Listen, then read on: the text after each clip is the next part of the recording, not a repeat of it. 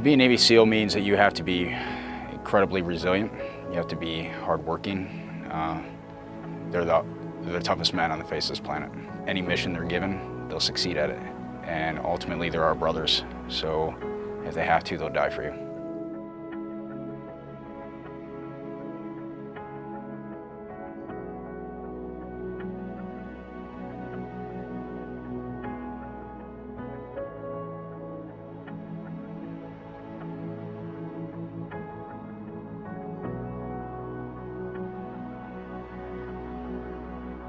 My daughter knows that I'm daddy, and she loves me just for that. And if you talk to her one-on-one, she'll tell you the 5 different nicknames she has of me, and I don't think one of them includes hero. People that I consider the heroes are the men I work with, and in particular, Nick Check. This award, surrounds a specific mission that we did, and in that mission, Nick Check was ultimately killed. The mission that night was a hostage rescue mission. So to us, that is a no-fail mission. Our objective, our goal is to bring back an American hostage alive. So that night was December 8th in eastern Afghanistan, and it was a cold night.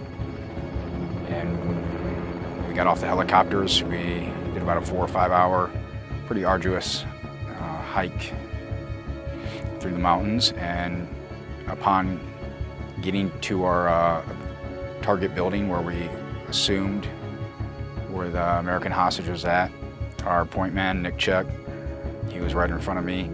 He saw a guard come out of the door, and he engaged that guard, and we started sprinting towards the door. Nick made his way in, and then I made my way in right behind him, and I went down my wall and I engaged one of the enemy that was on the back side of the wall. And then I saw another person moving across the floor. So by the time I got to him, he was on his back, and I was able to get down on top of him and straddle him, pin him down with my knees, and I had to adjust my night vision to try to get some facial recognition. At the same time this is happening, calling out, trying to find the location of the American hostage. And finally, he spoke up, and it was at that time that I engaged the person I was on top of and jumped off the guy I was on and onto the doctor, who was about 3 or 4, maybe 5 feet away from me to my right. And the reason I did that is because I'm wearing body armor, so I want to protect him from any other potential threats in the room.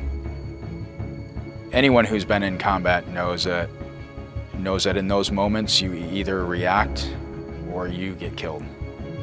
When I did that, there was a guy who was right behind him within arm's reach, who was armed, and I was able to pin that guy to the wall by his throat while I'm kind of holding the doctor and waiting for my teammates to come in and take care of that threat that was right next to us.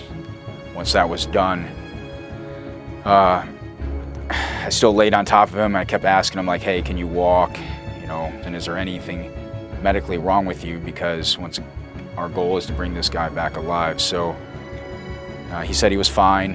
And once we got outside, I noticed that our medics were working on Nick.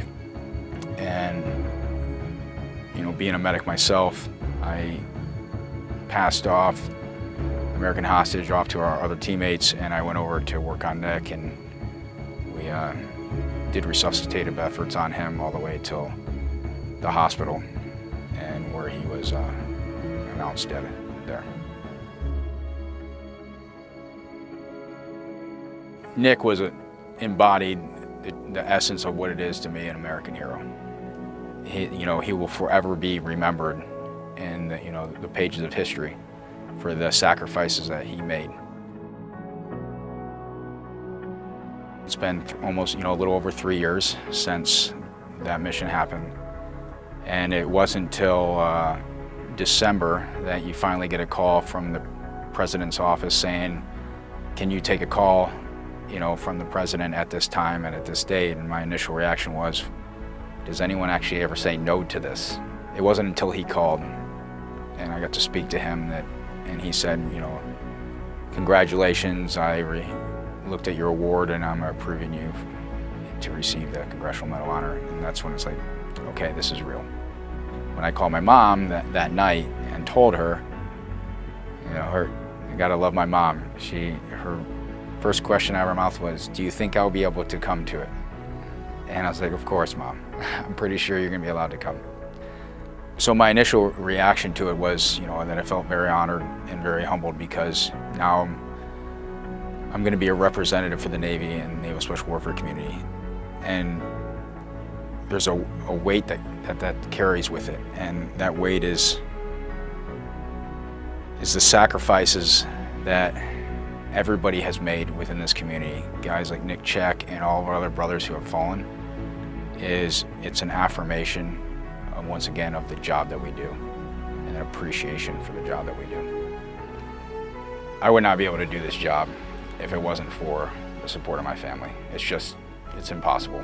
They don't get any of the credit, you know, so it's a team in every aspect, at work and at home.